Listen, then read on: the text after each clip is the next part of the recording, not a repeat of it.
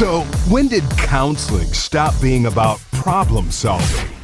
Well, not anymore. Introducing solution-focused counseling with the Unlicensed Counselor. And now, here's your host, Steve Moak. Well, hello and welcome to another episode of The Unlicensed Counselor. My name is Steve Moak. I am the Unlicensed Counselor, and as usual, always grateful to be here, especially grateful today, and continue to be grateful and want to keep being grateful. And another weather update here in beautiful Scottsdale, Arizona. I had the windows down in the car driving in to record today.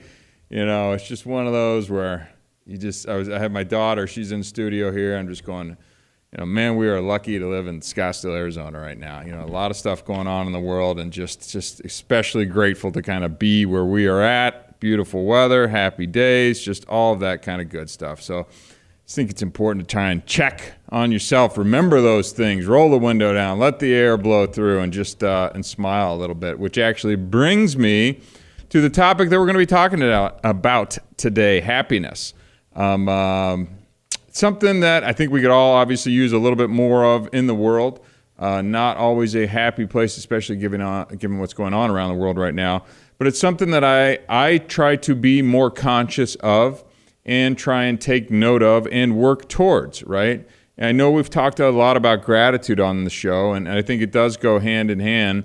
But I really want to just dig into exactly what is happiness, what are some keys to maybe living a happy life, some examples of what that could potentially look like, so that maybe you can start thinking about happiness in your own life and how to find that. And again, I don't think it's somewhere we ever land. I just think it's a continuous journey that we work on, right? So, but it does start with kind of being cognizant of it and trying to kind of be happier, which actually I'll get into how gratitude plays into that. So, if you're watching on video today as well, too, you might notice a little bit something new on the video. We got a little bit of hardware over here.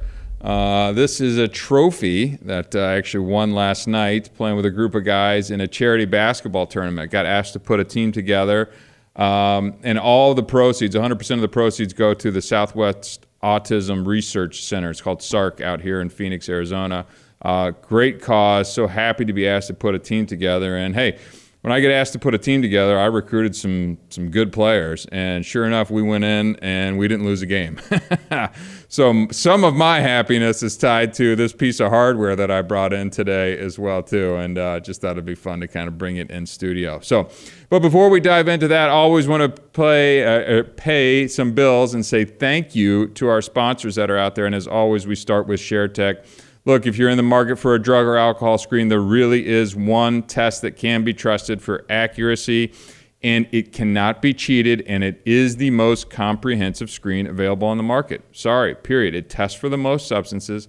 It tests for things that many other things do not test for, and they are always adding to the panel of substances screened as well. There's a new drug on the market called xylazine, and it is a nasty, rotten drug that kind of started on the East Coast and has made its way out west, and it rots your flesh. It is resistant to the naloxone, that opioid reversal agent as well too. So this is really serious stuff and has those same kind of feeling and high as a fentanyl. You know, these are things that, since we use a lab as part of the ShareTech screen, they can add this to the screen as well too, whereas many traditional providers just have a 1-panel, 10-panel thing, and if you're using a substance that's not being screened for, you're now allowing that person to continue to use and go undetected, and that can be life-altering, if not life-ending. So, Google ShareTech, pick up one of their at-home tests. You're going to be grateful that you did, because you're going to be able to trust the results.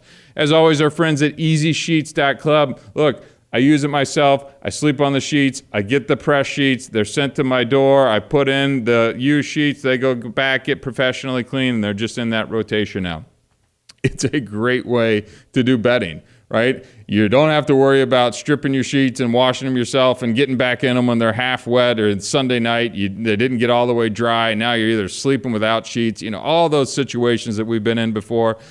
Easy Sheets eliminates that. Plus, you get resort quality bedding that's pressed and professionally cleaned, shipped right to your door. Plans start at $50 a month. Go to EasySheets.club, get signed up. I'm a big fan of the white Kariloha bamboo. Trust me, you and whoever's sleeping next to you is going to thank you as well, too.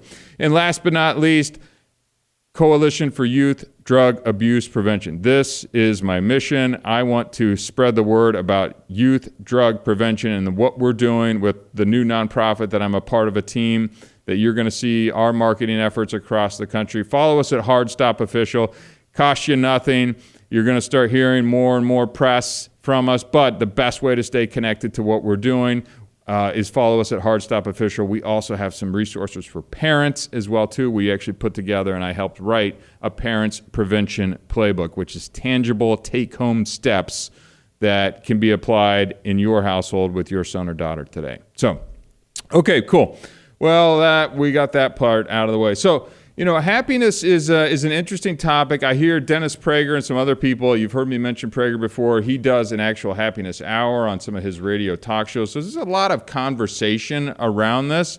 But I wanted to dig into it, selfishly for myself. I'm just like, what contributes to happiness? How do we find happiness? How do we seek that? We all know people who kind of appear to be happier or not happy. Why are they that way? Why are some people not that way? So I spent the last week, when I was kind of chewing on what we wanted to talk about, reading into this a little bit more. And the first thing I wanted to start is, as I was just doing some research on kind of what is happiness. Now let me just read what was kind of spit back to me through some of the research I did. Happiness is a complex and subjective emotional state characterized by feelings of joy, contentment, and overall well-being. It's often a positive and pleasurable experience that can vary from momentary bursts of delight to long-lasting life satisfaction. Happiness can be influenced by various factors, including one's circumstances, relationships, mindset, and personal values, right? Now, here are some of the other things that contribute, as I, again, went through and researched for kind of show prep, some common elements associated with happiness, right? The first one was just having positive emotions, right? The feeling of joy, love, gratitude, and satisfaction. I think satisfaction is really an interesting thing here, because if we're constantly not feeling satisfied and wanting more, seeing things or feeling less than, instead of that feeling of what I have is enough and I'm good with that, I don't think we're ever really going to get to that happiness state. So I thought that was a really interesting one as well. Life satisfaction is kind of an overall contentment with one's life as a whole, right? Starting to think of it that way. Here's another element, fulfillment, a sense of purpose and meaning in one's life. That could be religious, that could be church, that could be volunteer, that could be nonprofit, that could be a million different things, but finding that sense of purpose in one's life. And man, does it feel like, I don't know if it's just in this country or if it's a global issue, that sense of purpose sure seems to be lacking when I look around in the world. And it seems to be when I do come across people that are living happy, joyous, and free, right, they're oftentimes, have that sense of purpose or are connected to it.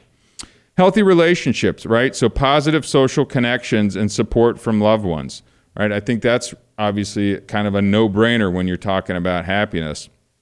I do think it also, I didn't put this specifically as one of the points, but I think it has a lot to do, especially as adults, with who we marry, right? I mean, this is a person that we are choosing to spend the rest of our life with, right? And again, as a guy who's been divorced and can see the impact of what, I don't think I made poor choices, but I was just in different places in my life to where I don't know if my picker, right, my picker of who I'm out there picking was fully functional. Maybe it was under the influence of drugs or alcohol or under lust or whatever it was, but it led me into things that, I'm grateful for all the relations that I've had, but, I don't know if I fully thought about going into that thing and making sure that this person, and screened them well enough, and them back at me. This isn't, a one-way street. This is a two-way street, to make sure that we are really aligned on those things that are most important. And we'll do another podcast on dating and all this, but it's not just chemistry of physical attraction and things like that. There's much more deeper things as well, too. The next thing I had on the list for, again, elements associated with happiness are personal growth, right? So the opportunity for self-improvement and pursuing one's goals. So not staying stuck. We've talked about that quite a bit over the time. I just had a fraternity brother here in town and actually had a lunch and a dinner with him, and it was just, we had some fantastic conversations around personal growth, some of the things that he's done, some of the things that he's working on. I shared a lot of the things that I've done, which was really fun because we were two 18-year-old kids going to Boulder, Colorado, drunk as a skunk and high as a kite, to now circle back at 44 years old with kids and families and things like that, and to kind of sit down and have these types of conversations versus blacked out conversations of the past and things like that. So just kind of the progression of that. And it was really interesting to kind of hear his perspective and where he's been through life, where I've been, and shared it. And it was really kind of a neat way to kind of bring things full circle, from kind of where we were as kids to, I guess, adults now is what we're called at 44 years old, right? Next up on my list is gratitude. We've talked about this quite a bit, which is interesting because it almost touches every single topic that we go through, which to me tells the importance of gratitude. But just appreciating and being thankful for what we want, for what one has, right? I think that goes to satisfaction. I just think gratitude in general, and I'll talk about it a little bit more, and how gratitude actually feeds happiness, right? And it's not being happy, then comes gratitude. It's almost the other way around, which I think is really interesting. And the last one that I didn't initially have on the list, but again, as I was putting this together, was resilience, right? So, you don't think resilience and you think happiness necessarily, but the ability to bounce back from adversity and face challenges with a positive attitude. As I've done kind of a debrief on my life, personality traits, and kind of who I am and the wiring that I have, and I do believe that we all have certain wirings that just kind of come inherently with us, resilience is certainly one that has shown itself throughout my entire life. And I don't think, not to pat myself on the back too much, but give myself a little bit more credit. Now, well, Steve, you were doing this, that, and the other thing. Yes, some of my adversity, as I've stated previously, is self-inflicted, right? So I'm not saying that, I'm just resilient because I put my own self into those situations, but the ability to bounce back and hit things head on, which I'm a big fan, which also is kind of what we do here at the Unlicensed Counselor Podcast, is address things head on and then use a positive attitude in doing this. And I don't think I realized that my wiring like that and how it's impacted my life positively, because I've seen a lot of people with very similar situations that I've been in that just have different wiring, not better or worse, but different wiring, in how the progress that they've made is either challenging or not progress or moves much slower. Really, I think what I'm trying to say is they go into depression a lot more and kind of stay stuck in a lot of places. And I'm not that type of guy. And it's not because I am different. I think that's a wiring from a resilience for whatever reason that I've just kind of came out of the womb with. But I have seen that the people who are willing to kind of hit things with a positive attitude tend to move through whatever challenges show up in our life, right? So happiness really is, it's kind of this multifaceted concept, and it's going to vary from person to person. What brings me happiness may not bring you happiness, and it's going to be different for everybody. It's just very personal, and it's influenced by a lot of different factors, right? So just keep that in mind as we're kind of doing it. But that whole segment was really on elements associated with happiness. So, what are some keys to living a happy life, right? I think some of these are going to be kind of no-brainery-ish, but I think they're worth repeating and kind of getting this out there, because maybe, just maybe, you have some happiness existing in your own life today that you're just not recognizing, right? As a person, again, who came through a divorce on the other side, it's actually a year this month now, and there was a lot of dark days prior to this month, but now seeing some of the positive that's coming through this, I just think that there's some value in taking a look at what you have and not having to go through a divorce or not going through a job loss or not going through financial stress, and being able to stop, take a minute, look around and go, wow, I got this awesome dog. I got these kids. I live in a cool city. I've got a great view. I go on a hike with my friends. I love cooking this meal. I've got great social, friends and things, whatever it is, but just pausing and take a look into that. So, okay, some keys to living a happy life, right? Just some general principles here. So positive relationships, right? Meaningful connection with friends and family. So that's just as simple as spending quality time with loved ones and supporting each other. Maybe put the phone down a little bit as well too, right? I'd like to not just because geographically or proximity-wise you're close to them, I'd like to see you actually engaged with those people that are around you, but building and having those meaningful connections with friends and family. Look, the family one, I'm not going to say it comes naturally because it actually doesn't. You do have to put in work with those things, but especially the friend thing and making sure that you're investing the time in those, friend relationships as well too. Because as we're older, we just drift. That was, again, my fraternity brother pings me. He's going to be in town, wants to have lunch, wants to have dinner. And I'm like, yeah, absolutely. We went to a steakhouse right around the corner from here, and it was terrific. And we had some deep, meaningful conversations, and I really, really enjoy that. And it sparked in me, it's like, I need to put more time and effort into this, not just with him, but other people that I would still consider friends, but I maybe don't talk to on quite a regular basis. So that's on me to invest the time and effort and time and effort and energy, there's the word I'm looking for, into this thing, right? So obviously, next up is gratitude. Look, we know it. I've talked about it at length, but practice gratitude for what you have. Keep that journal. Record what you're thankful for each day. And a lot of the research, as I was kind of show prepping for this, to kind of circle back to the earlier point, was that they have found that people who practice gratitude more are more happy, right? So instead of trying to focus on being happy and thinking that your gratitude will then stem from that, it's actually flipped the other way.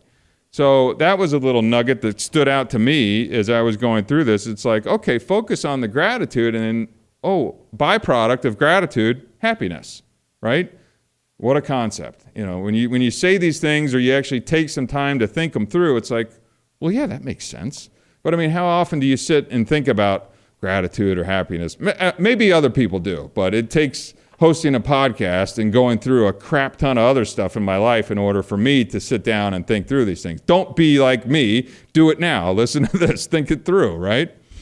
Purpose. We talked about this a little bit earlier, but finding that meaning and purpose. That could be a career, that could be a hobby, that could be values, anything that's interesting to you. Again, that can be your church, that can be your faith, whatever it is. I am finding a lot of, purpose is a strong word, but I was in hot yoga as usual this morning, right? I talk about it every Thursday because I go to class at 9:30 in the morning.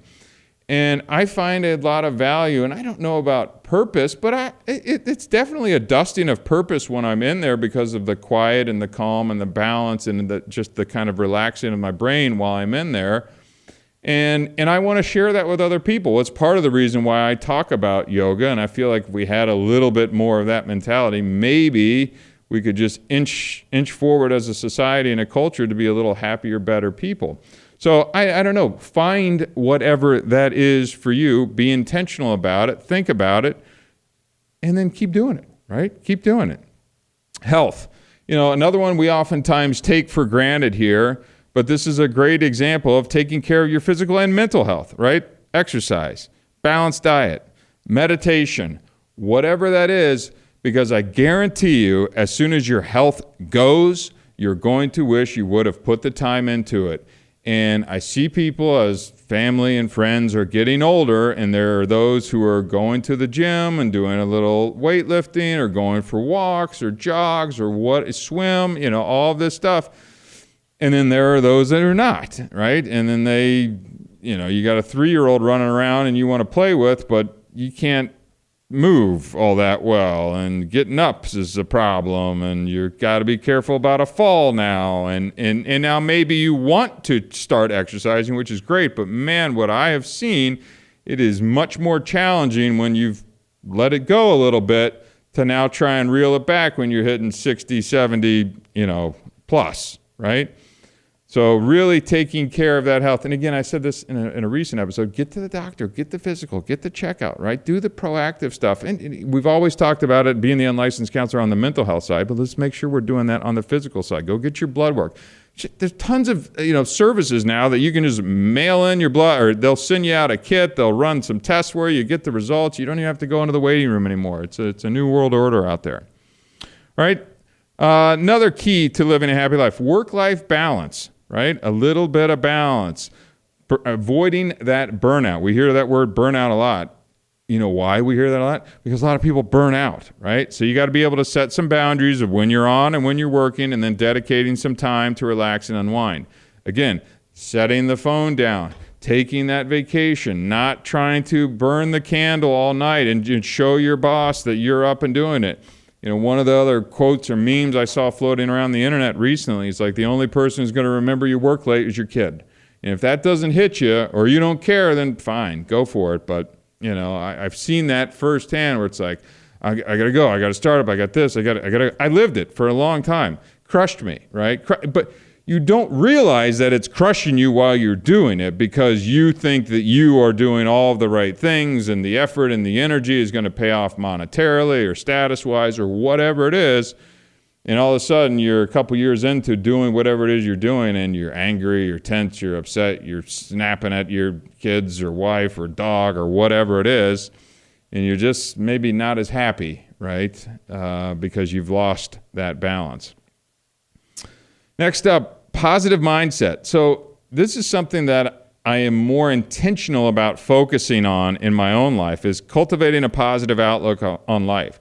So we're going to have hard stuff, and hard things lead to challenging negative thoughts, right? So instead of focusing on those negative thoughts, and it's okay, you're going to have the thoughts. I'm not saying don't have negative thoughts, but challenge those, and let's see if we can replace those with solutions, not creating more problems in our mind. We got enough problems, but let's see if we can challenge, hey, you recognize it. Literally have that little inner monologue going in your head where you're like, okay, yeah, this sucks, don't like that, not happy with this, I'm frustrated with that.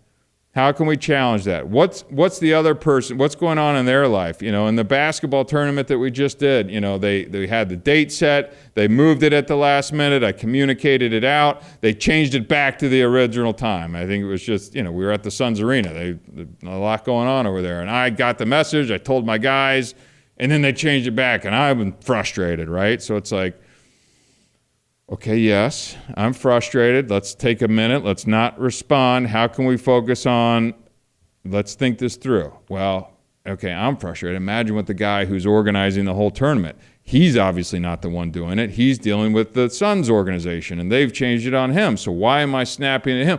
And I just went through this, over the course of about 2 hours, because I was like, you look disorganized, as the, and probably some of that's my ego and things. But then I was like, thought it all the way through, and it was like, let's just let this go, right? Let's just find the positive. We get to play at the Suns Arena. This is a great opportunity. We're going to have so much fun.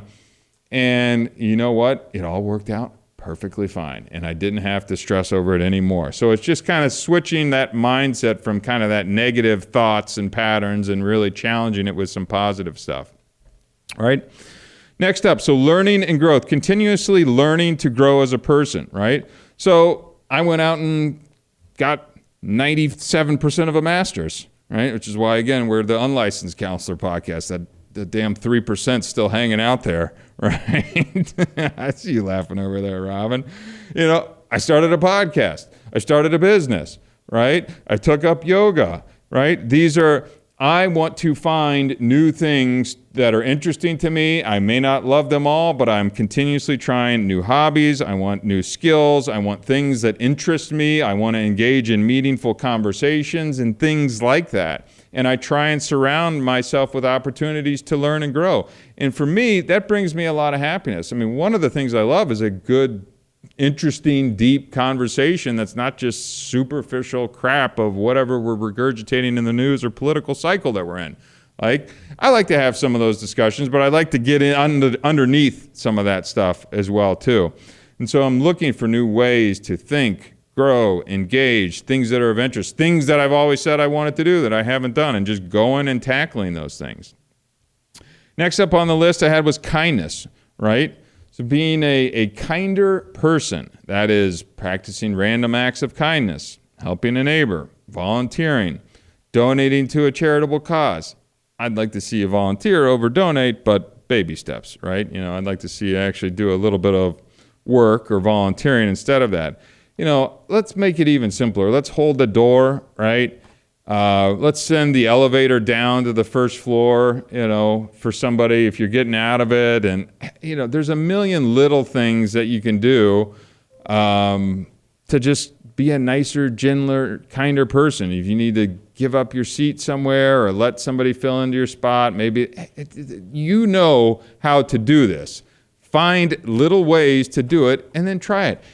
And let's not worry about trying to take credit for it. I don't like when people do kind things and then they kind of want the attention for that. To me, that detracts from it, right? So do it and don't expect or try and find any reward or something back out of it. So just kind of giving unconditionally, I think, would be the way to do it, which, by the way, is another topic that I want to talk about at a point in time. Next up on my list, I had mindfulness, right? So being able to kind of stay present and appreciate that moment, right? So whatever mindfulness exercise, use the apps, use meditation, use yoga, whatever it is that you're finding to reduce stress is obviously going to increase your level of happiness, right?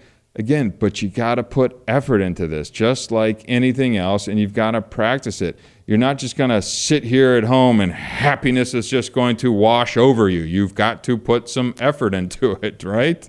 I mean, this is I'm going to say no-brainer again, but you got to put a little effort into this if you really do want to be happy. And you got to want to be happy as well, too. Again, it's not just going to lightning bolt, boom, hit you and all of a sudden you're now happy, right? That's just not the way the world works. Sorry. In fact, probably the exact opposite. The world is going to keep pounding you with unpleasant, hard, challenging things. How do you want to address that? And do you want to be happy, and how are you going to find that, right? And then how about a little compassion, a little self-compassion? Be kinder to yourself. Practice some self-acceptance. If you make a mistake, forgive yourself. That self-criticism that you have sometimes in your voice is kind of chirping away. Let's try and dial that down a little bit. Let's see if we can quiet that down. I am very hard on myself and have been. There are times where it can be okay because you do want to improve, and I understand that in sports and practice and a little bit in work and things like that.